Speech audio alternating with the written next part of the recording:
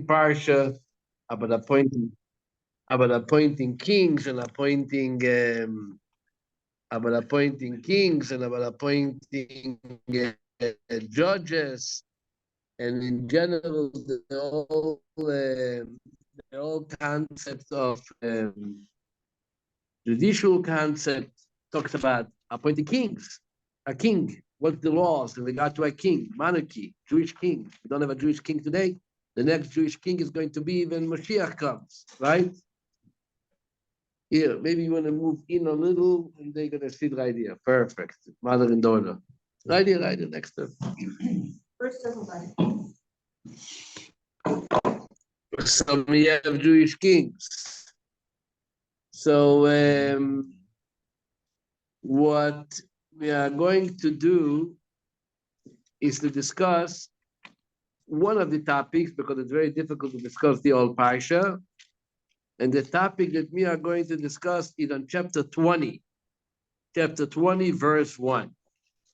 And this has to do with the way we approach a war, the preparation for a war.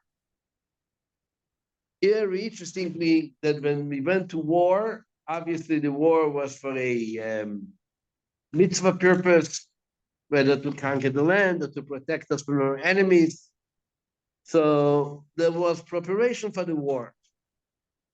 The verse begins, chapter 20, verse 1, it's on page 1176. Number one, Moses says, in the name of God,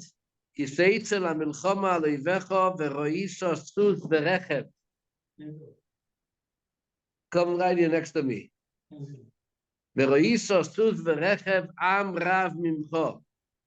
If you go out to war against your enemies and you see a horse and chariot, a people which appears to be more numerous than you, says number one, God, Loi tiro mehem.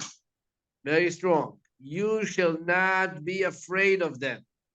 Why not? Ki Hashem Elokecha imach amalcha me'eretz Mitzrayim. For God, you God, who brought you out of the land of Egypt, is with you. This is number one. Nachmanides, in his commentary to verse number 1, clearly says that the verse is teaching here, welcome. You can have a seat by the table, anything you like. There's chairs. But the verse is teaching us here that number one, that the Jewish people should not rely on their own strength, but rather to trust and rely on God. That's what the verse basically tells you. I am going with you, so don't be afraid. Then start stage number 2. Step number 2 is, if you remember, we learned in the book of Bamidbar, in the book of Numbers, in Parsha Ba'aloischa, there was also a verse which spoke about what happens when you go to war. You want to look it up, you can see on page 866 or 68, 67, verse 9. There, the Torah introduces a concept called pray. You go to war, I ask you to pray to God. This is what the verse says in Ba'alotcha. What does it say there? And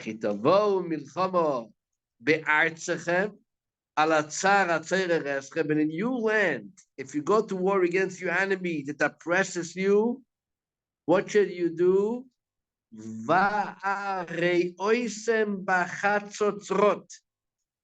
You should blow a long blast with trumpets.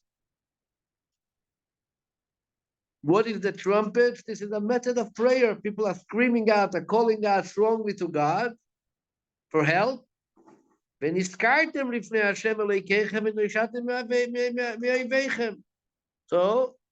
to be remembered before God, and you will be safe from your enemies. So the first thing before we approach war is a prayer. Every soldier, the army in general, every soldier in particular, individual, turns to God with prayer. That was the Parsha about Loisra. This week's Parsha introduces a very interesting phenomenon known as the Kohen HaMashuach. Mashuach comes from the Hebrew word anointed. That's why Moshiach is called Moshiach. Shemen HaMishcha. HaMishcha means anointed. Which particularly there was a Kohen, not the Kohen who served in the temple, the Kohen Gadol, none of those. There was a designated Kohen who was particularly anointed to serve as delivering words of inspiration in preparation to war. And this is what the Kohen does. Take a look at verse 2.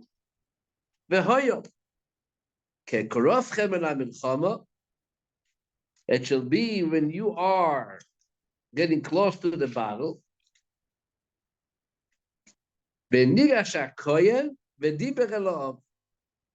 Then a specially anointed priest shall approach and speak to the people. As the Gemara says, he speaks in Hebrew, Lashon HaKodesh. And what does he tell them? He tells them the next two verses. He says to them, Shema Yisrael, listen to me, Israel. You are about to approach in battle against your enemies. You're coming close to you, fighting your enemies. I'm telling you, Al Yerach Levavchem, do not be Yerach Levavchem, do not let your heart become faint, number one. Number two, Al Tiru, do not be afraid. Number three, Ve'al Tachpezu, do not panic. Number four, Ve'al Tarzu Mipneim, and do not be terrified of them. This is the four things it tells. Why? How can you control your fear? Again, verse 4. Ki Hashem Elokeichem, Oilechim Mochem, because God, your God, is going with you, Leilochem Lochem Imoiveichem, Leishia Eschem, to fight your enemies for you and to save you. These were the words of whom? The special Kohen, which the Talmud describes as Kohen HaMashuach, the anointed Kohen. So there is prayer, there is an introduction, a general introduction by Moshe. Don't be afraid. This is verse 1. Then there is the prayer that we read about in Parshat Ba'alotcha, right? When you go to war, you should blow the trumpets and pray. And now we have a third part of the preparation, an anointed Kohen, which his job is to inspire and to strengthen the people not to be afraid. Then comes another group of spokesmen. This is verse 5. Now comes officers. And the officers tell the people, listen, if you built a new house and you did not begin to live in it, go home. If you planted a vineyard and it not yet and gave you a chance to enjoy it, to benefit from it, go home. If you betrothed a woman and you did not marry her yet, you know, there is the first stage of betrothal that you acquire her by a ring, but you did not marry her, go home. All these three people are being told, go home, because you might die, you're never going to have a chance to see your house or your vineyard or your wife. Then they added the final statement, verse 8. If you are afraid,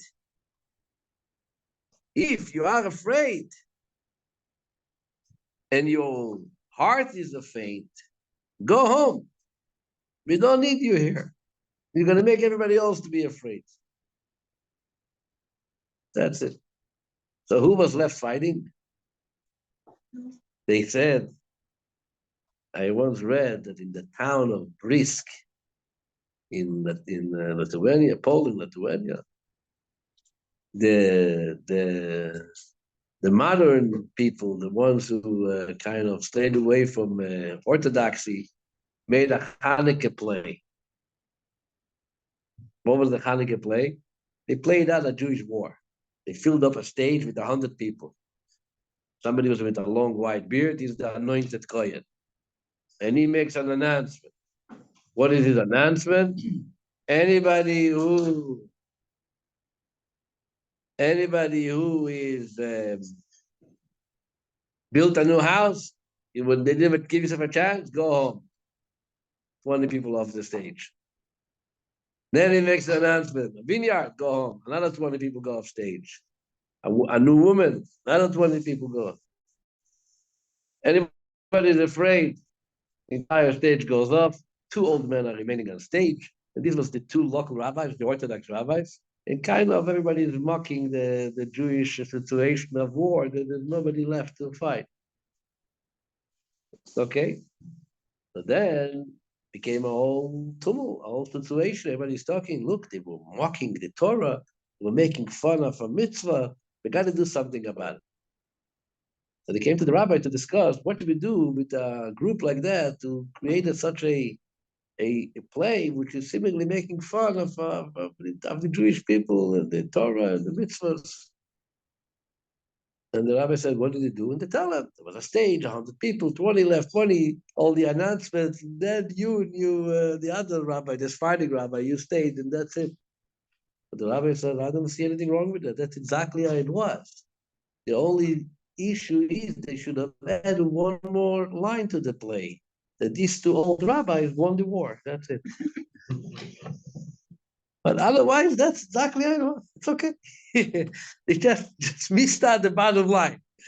Anyway, the point is that those verses is being interpreted by the Talmud in Tractate Sota. The Mishnah actually brings it.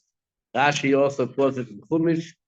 And he says that every word of those verses is actually referring to something very particular. And it goes with a very interesting order. The Mishnah says, number one, when the verse starts up by saying,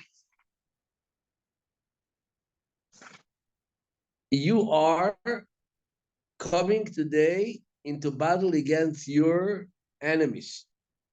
Says the Talmud, you know what the meaning of that is? You know what the Kohen was explaining? What the Kohen was not only reading the verse. The Kohen was also explaining the meaning behind those verses. And the Kohen told them, listen, there is Jewish wars. Reuven sometimes fights against Shimon, and Shimon fights against Yehuda.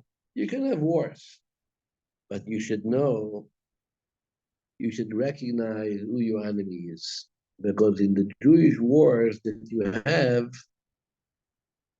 even if you fall into your brother's hand, but ultimately it's going to have some mercy on you. It's not going to torture you and make you dig your own grave, like those Yemach Shimon Hamas are doing. He's going to be a little gentle because after all, he's your brother, Nash Brat, we are Jewish. And yes, we disagree, we're fighting, but to a point. But if you fall into those people's hands, you're going to be in big trouble. So that's why the Kohen emphasizes by saying, number one, the war is against your enemy, and you have to study and to know who your enemy is. So you, first of all, you get organized in fighting them properly, and you also watch yourself properly so you shouldn't fall into their hands. You don't want to fall into the captivity of those enemies. Then the Mishnah continues. Those 4 expressions, do not have your heart faint, etc. Says the Mishnah, this is discussing 4 special elements in the war. Number 1, the Mishnah says, when it says, Al Yerach Levavchem, which means Al Yerach Levavchem mean that you should not, Al Yerach Levavchem, how do we translate it? That your heart should not be a faint, that was the word? Yeah. Right. What is that referring to? The Talmud says this is actually referring to what we call today psychological warfare. What happened? Talmud brings over here the nations, the enemy, used to have their soldiers take their shields and bang them one to another in order to create some noise. By banging them one against another, they would create noise. And when the people will hear the noise, they would panic and run for their lives. That's what the number one verse is. Al Yerach Lebaf. Number two, when it says, do not be afraid, what is that referring to? Says the Gemara, this is referring to that they used to bring their horses and also beating of their horses' hooves hard. So that creates again like the horse running and again creating chaos. That's what verse number 2 is. Warning number 2. Number 3 is the sound of the horns. They used to bring horns and all kind of noisemakers. Again, psychologically get you nervous and you think that they do it. By the way, today also you can sometimes read when there is an operation. I mean, sometimes it's the other side. The IDF does that. They have their planes who drive very low. They create this boom, sonic booms. So don't be afraid of that. And from their noise, because ultimately God is with you, means that you have the power of Almighty God who's going with you to war, so you can rely on it. This is what the Mishnah translates, and Rashi brings the meaning of those verses. Matter of fact, the Gemara says that even the opening word Shema Yisrael, Shema Yisrael doesn't refer to the passage of Shema. He just talks to the people. Shema means listen. Israel talking to the Jewish people. Hear Israel. Says the Gemara in Sota that this is also a statement by telling the Jewish people, if you wonder in which merit would you win that war, what's going to give you the strength to deal with that? In the merit of saying Shema. When a person says Shema, the whole idea of Shema is taking upon himself the unity of God, announcing that there is no other powers other than God. And when a person makes a statement of emunah, faith and trust in Hashem, and the unity of Hashem, this itself brings God into your presence. And when you have God in your presence, you give yourself a much better chance and ability to obviously win the war. That's what Shema Yisrael. Other commentators say you put on the tefillin. Also, men who put on tefillin. When you put on tefillin, obviously you say Shema. In other words, you say Shema while you're putting on tefillin. So the Torah actually is referring to the tefillin because when the enemy see the tefillin, it also creates some fear and chaos amongst them. What I want to talk about tonight is this commandment, so to speak. There's a commandment. What's the commandment? Don't be afraid. How can we command don't be afraid? What kind of commandment is it? First of all, seemingly being afraid is an emotional feel. You see big tanks are coming against you. You see those missiles are flying towards you. You see Nebuch, a battlefield. Some people are wounded, some people are dying. Can someone come over and say, oh, I'm warning you, don't be afraid. Don't be afraid. Shkoyach, thank you. Easy said, but I am afraid. I don't want to get hurt. I want to go home to my wife, to my husband, to my kids, to my family. What can I commemorate? The Torah keeps on saying, starting up, Moshe says, Lo tira, be afraid. Then comes the Kohen, Amoshua. Very strong words. Don't be afraid. Don't be afraid from the physical warfare. Don't be afraid from the psychological warfare. I'm warning you. If you're afraid from those banging of the shields or of the hooves of the horses, you violated just two prohibitions while being a soldier. But what should I do? I hear the noise. I'm getting nervous. And then, after calling all these people, which I understand just got married, maybe built a new house, or they might have their mind occupied with that. But then to make a statement by the officers, the final statement, verse 8, right? The officer said, who is the man who is fearful and faint-hearted? Let him go and return to his house, and let him not melt the heart of his brothers like his heart. We don't want a melting pot over here. If you're going to be afraid, the soldiers around you in your brigade are also going to get standing nervous. Why is he nervous? He knows probably something that we don't know. So maybe this is it. Very good. Can you commend someone? Can you commend someone not to be afraid? And by the way, the Rambam, if you look at the Rambam, in the laws of kings, the Rambam rules it halachically. The Rambam makes a very strong statement in his Mishnah Torah, in the laws of kings and wars, and he makes it very clear. God forbid anybody is afraid. He's bringing danger on himself and danger on the others. And the Rambam speaks very harsh about the concept of fear.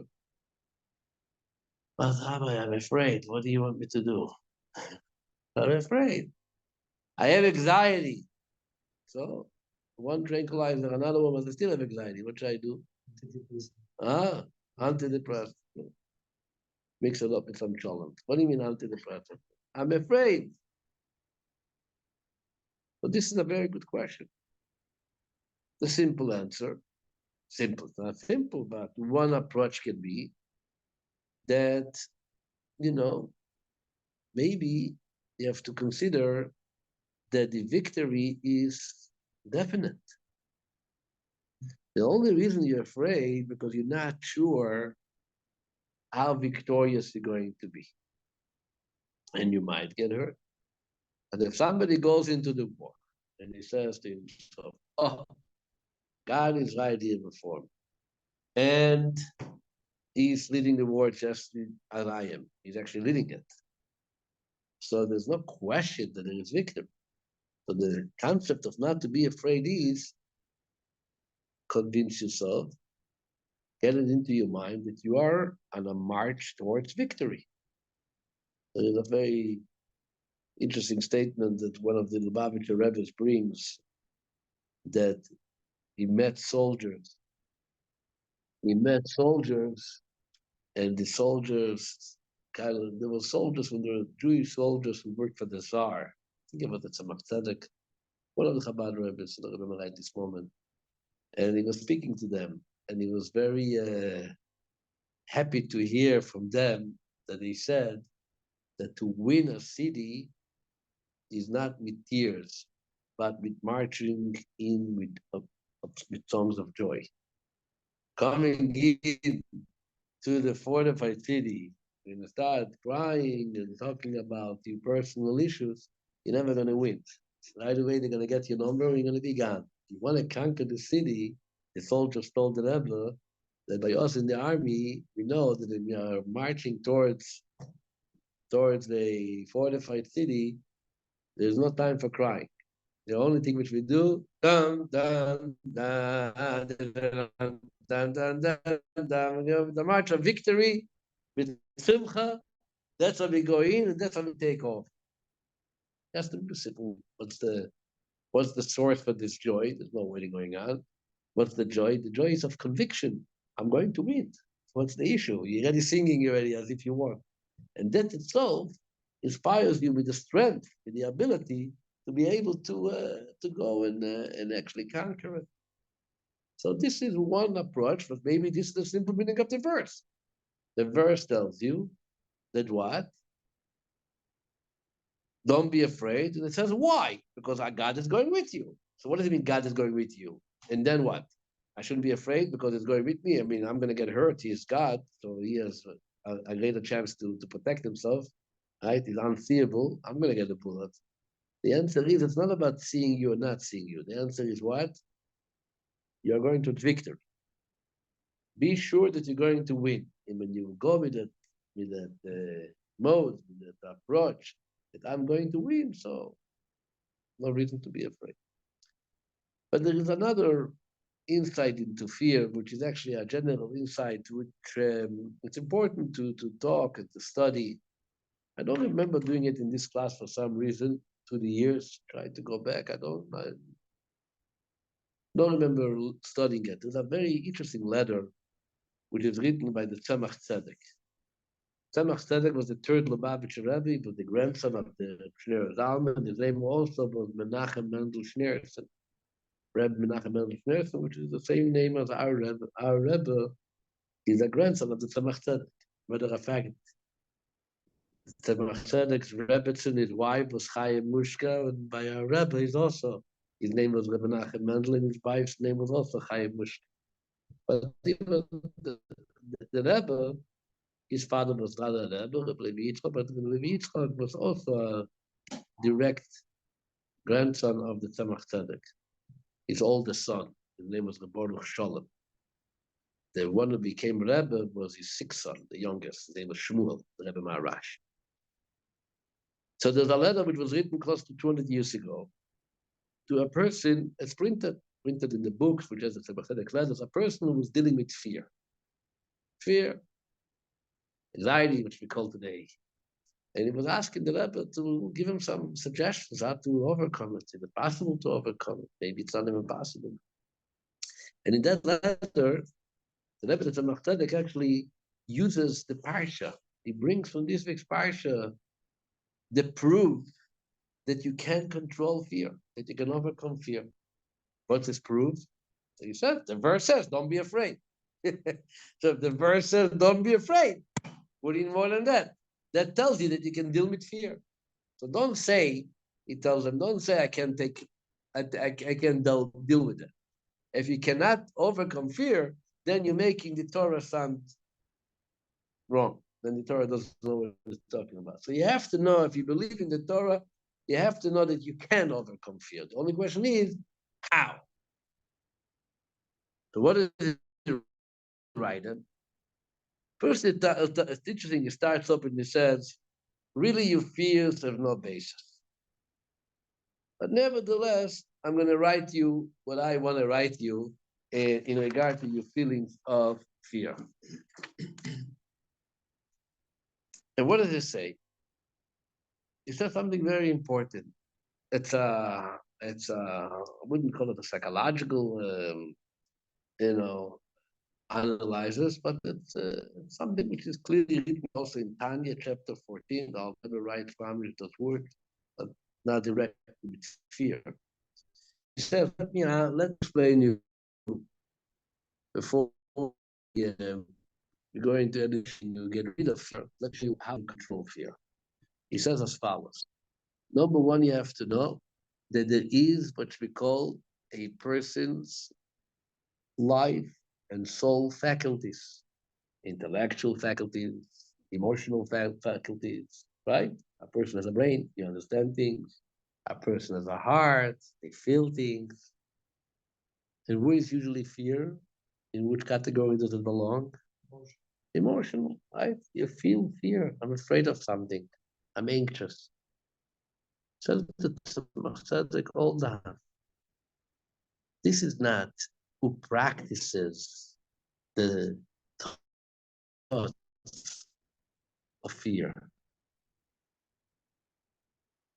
The thoughts of fear is to your soul faculty. It's called the garment of chapter 3. No, there is three garments: thought, speech, and action, which means that materializes, which actualizes feelings and your intellect is either by thinking about it, or talking about it, or doing something about it, right? That's how you express your feelings. The Rebbe says, before we get into the feel of fear, you have every possibility to control your thought, your speech, and your action. When it comes to action, everybody understands I can choose not to do something now, right? I don't want to do it. You have the choice not to do something. Yes or no? Everybody agrees? Yes or no? Yes. Why is it agitated? Obviously, yes. Here, I want to drink a tea. You know what? I'm choosing not to drink a tea. Can I do it? Yeah. Yes. I want to speak. Can I choose not to speak? Yes. What do? Just shut up. You just don't say anything. You keep your mouth shut. Can I? There's something different about fear, though. Hold on, hold on, hold on, hold on. I can decide not to talk. This is a choice. Yes. I have a thought which overwhelms me of fear. Something is going to happen. Can you control it? 100% you can. Yeah. How? Very simple. You can. I'm not talking about taking away the fear. Can you stop thinking about it? Yes. How? I don't want to think about it now. I want to think about something else. I want to think about my grandmother. I want to think about my father. You can train yourself to switch your thoughts. It's a little more delicate than just keeping your mouth shut or not to pick up the tea in your hand. But I can choose that I am now thinking about something else other than what my heart is directing me to think. I'm not saying stop thinking. That's already on a level. People who are so powerful that they can shut their thoughts, that's very difficult. Thought is something which keeps on going. It's a non-stop wave in your mind that you can't stop it. Very few people can shut their thoughts. But you can choose what to think about. You can switch your thoughts. Unfortunately, when sometimes we tell it to people, you realize they have nothing else to think about. But they are stuck. So figure out to think something. You're on a plane and you have anxiety and fear from turbulence, ich being out of control with the pilot, and you're nervous. No, don't think about the flight now. Think about you landed, you're going to baggage claim, you picked up your suitcase, your good friend is waiting on the other side of the fence to pick you up.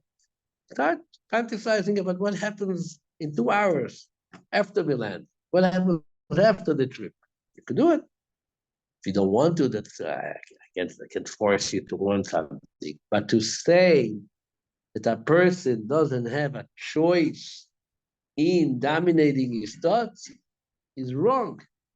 Just like you have a choice to dominate your speech and to dominate and control your action, you can dominate your thoughts. I'm not saying stop thinking. What am I saying? Change the thought to something else. Okay? And it's going to be a little fight. But this is, you train yourself to change your thought. Make sure that you always have something good to think about. That's the only piece of advice I can give you. Because voice to a person that you have nothing else to think about. And you're stuck with that thought and you have nothing to switch. Go with songs. Don't have a bad dream at night. I'm not talking, you don't talk to me religion. I'm talking about practical. Okay? No psalms, no books, nothing. Practically speaking, you have a thought of fear. Do you have the choice to control it? The answer is yes. What happens is, the Tzemach writes in his letter to the Chassid, and he writes to them, if you're going to keep on practicing it, that thoughts of fear are going to get too tired to making you crazy because you don't give them a chance to ever be activated. So eventually you're going to fall asleep. They're not going to start bothering you to the point that you might even get rid of them. But you have to be preoccupied with something, which goes back to the statement we said before, going to war. You're going to war. It is very scary to go to war. It's scary. There's an enemy. And they have planes, and they have helicopters, and they have What does it mean, don't be afraid? It means that instead of thinking, ooh, I ended up in the hands of the enemies. I'm in a tunnel in Gaza, and everybody forgot about me, and everybody overcame me, and I'm dead. Think about the excitement of victory. I came, and we shot him down, and we came back. If you listened or you read some of the interviews of the pilots who went down to Iran in those 12 days that we were fighting with Iran, there was the one word they all said. There was some women pilots there. What was it? They were convinced that, that they're winning.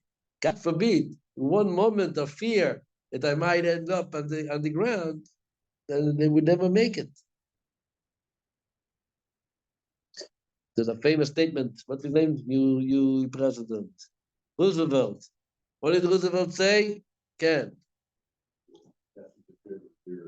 Oh, you have nothing to fear but fear itself.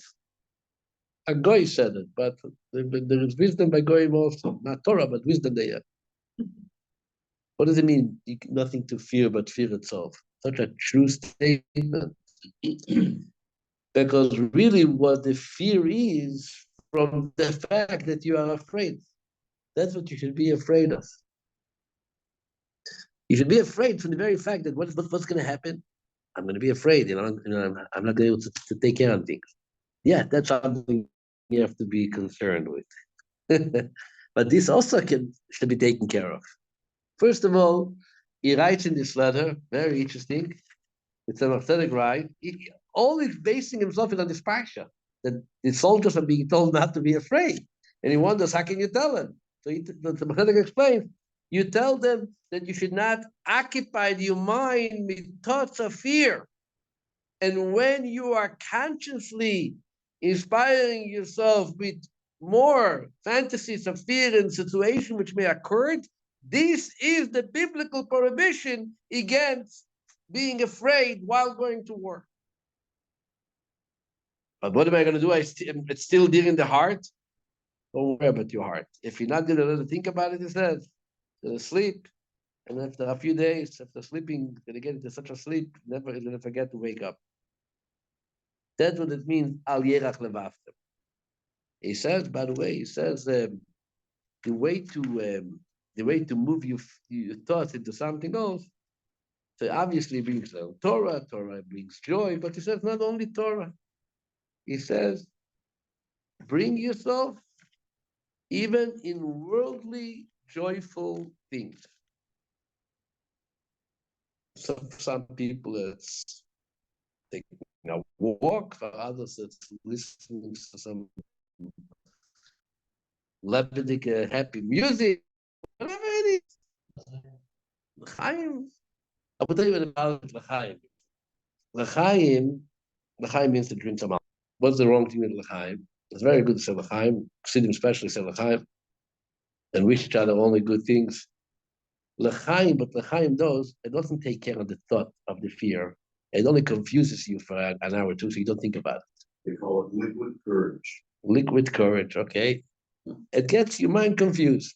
You don't really operate in fighting the thought. You just get your mind, a little confused, so you don't know what's going on. But once you wake up from the l'chaim, you get double afraid.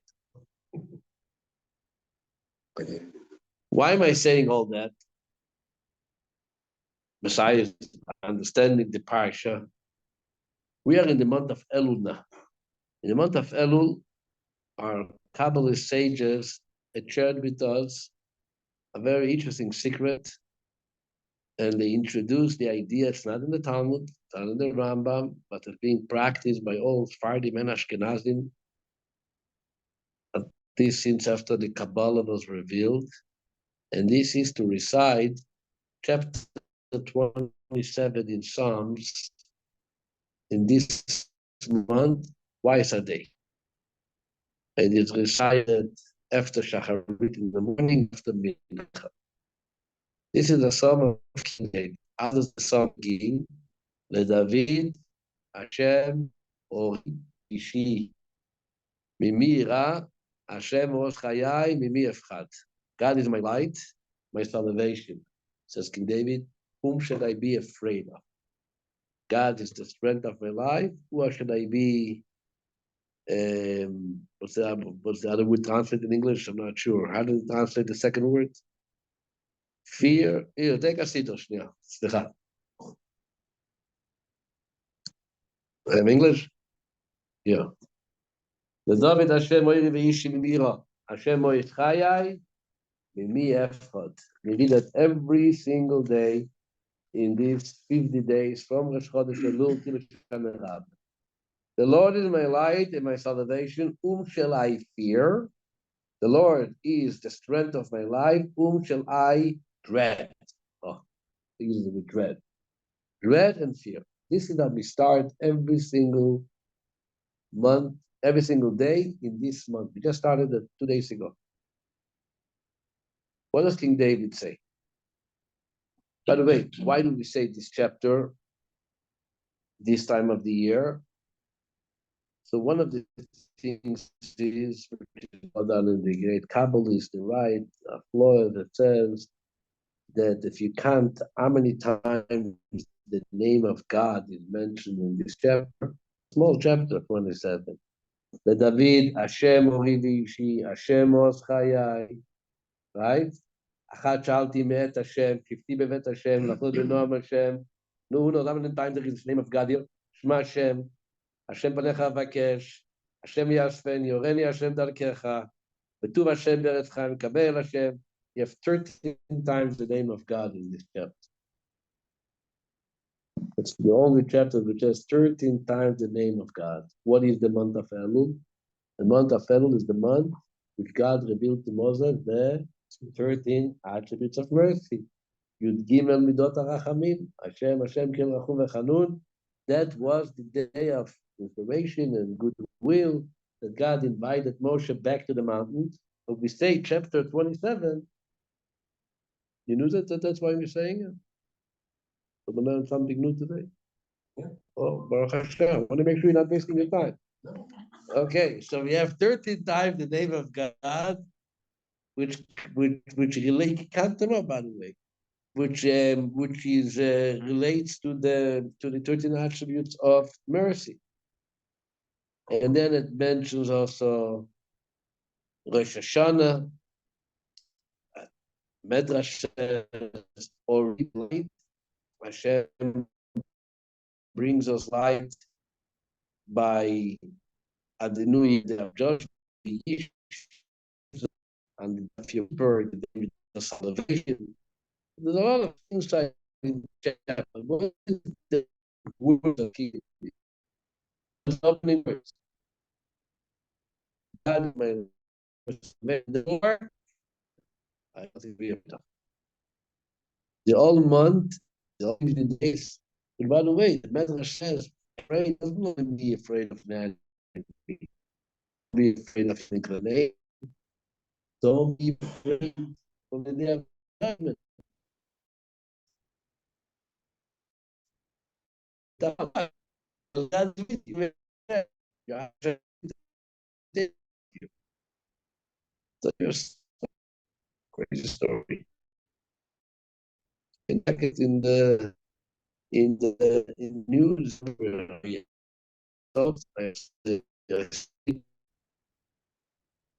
one of the a few weeks ago there was an engagement, very beautiful engagement of some of the captives. One Russian boy, Sasha Sapino, whatever. Huh? Was it perfume? Something, Sasha, something, with Sapir, Israeli girl Sapir. They were friends on October 7th. They were both kidnapped from their home in the kibbutz. They were there, Simchas Torah. And Sapir was 55 days in captivity, very difficult 55 days, and Sasha came out at 4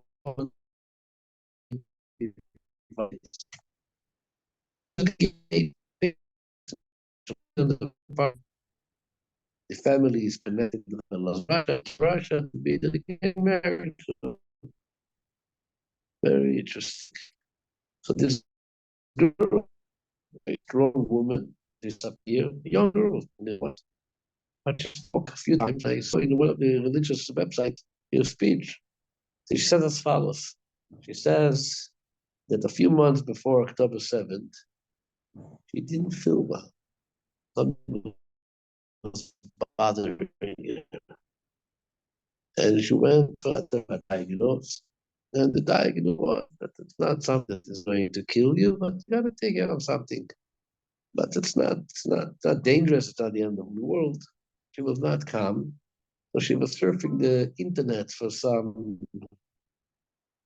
strength, some encouragement. And she saw that even 50 days, you have nothing to be afraid of. I said, you know what? I'm going to be up in 750 days. And she reads it, and she reads it. And when was the last day that you read chapter 27? Shana Rabbah, the day before Simchas Torah. She finished reading it, and she thinks to herself, I don't understand. I was looking for a chapter which deals with physical condition. But chapter 27, what does it talk about? What does it talk about? Let me translate what it talks about. Talks all about war. I'm not afraid, says King David, when evildoers approach me to devour my flesh, my oppressors and my foes, they stumble and fall. If an army were to beleaguer me, my heart will not fear. If war would arise against me, I trust you, Hashem. I said, I don't understand. A whole chapter, war, enemies. That's not what I was looking for. What was I looking for? I looked for a chapter, something was going to help me with my illness, with my condition that I don't feel so good. And here I read 50 days, a chapter about war. I don't know, what happened? Next day, he was taken in captivity. And now she's in captivity, and the only place she can turn her mind and her heart is to God for help. And what does she keep on saying? She remembered. She said it 50 times. She remembered that. To the point that she says in her speech, the terrorist asked her, are you praying? Yeah. He says, yes, I'm praying. Oh, really? In Hebrew? Yes. What are you saying? She started reading chapter 27 to him. They were very bad scribes. But what happened? How did she end up in chapter 27?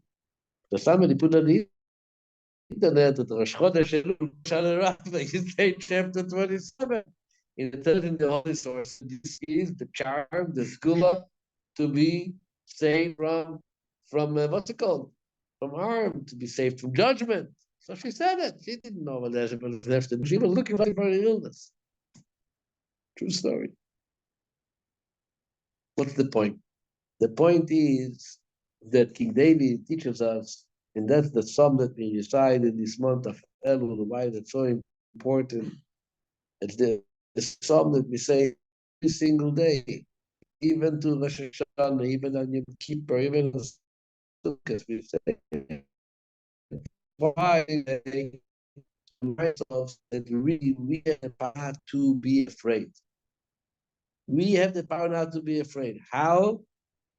So King David says, I am asking from you, God, one thing, to dwell in your house. He ends up asking a lot of things. But basically, it's all centers around the one thing. So his mind and heart, and a will of Hashem, that's King David, the power not to be afraid and not to have dread. And this is what the Torah commands us to our soldiers and every person in his own life, being a soldier and fight on wars with enemies, with your other enemies. We have the ability, first of all, technically, you can understand, and ultimately, you're not afraid because you should be convinced, if you believe in your purpose in life, what's my mission? And this is obviously leading to victory. There's no compromise here. There's no compromise. During 6 Day War, 1967, before the war started, in the so-called in the preparation weeks and months for the war, there were the embassies in Israel kept on warning their people, their citizens, to leave the country, get out. Things are going to be very bad. There were Jewish leaders, there were religious yeshivas who left Israel. If you can leave, there's no reason to put yourself in face of danger. The Rebbe, the Lubavitcher Rebbe, was very strong. When all this is printed, and today everything is printed. It was then printed also in the newspapers. The Lubavitcher Rebbe, 1967, before 6 Day War, very clear. And Farkash is no one should leave. Students there went to study abroad. They came to Israel. There is letters with names. The Rebbe sent them telegrams. Each one in his name, no leave country. You're staying at post. So Shavuot, after the war, it was only 6 days. Shavuot was already, the war was over. So I saw a recorded discussion. The Rebbe had a brother-in-law. His name was Rabbi Gurari. He married the Rebbe's wife's sister. So during the Shavuot meal, Rabbi Gurari turns to the Rebbe and he says, people are wondering, how did you have such strong shoulders to tell people not to leave Israel? He told the Rebbe, how did you do it? You know what the Rebbe told him? The Rebbe told him 5 words. He said, what do you mean? And he read for him this very verse 3 in this Parsha. And the verse says, Al Yerach Levachem, which means do not let your heart become faint. And don't be afraid. And the Rebbe says, anybody who leaves Israel, not only is he expressing a statement against the Torah prohibition, he makes others feel weak. The Rebbe says, this is what the Rebbe said, I controlled myself not to declare as strict of a prohibition you're violating by leaving the country. This much I didn't want to go. But at least to exercise the simple reading of a verse, this big Parsha, we all read it, and we look at it, whatever. It means something body, it means something spiritual. It means literally, you can't allow yourself to be afraid and causing others to fear with you. So how can I tell people to leave the country? I had to tell them to stay. And when you go with that approach, with the Torah approach, thank God, people remain in Israel.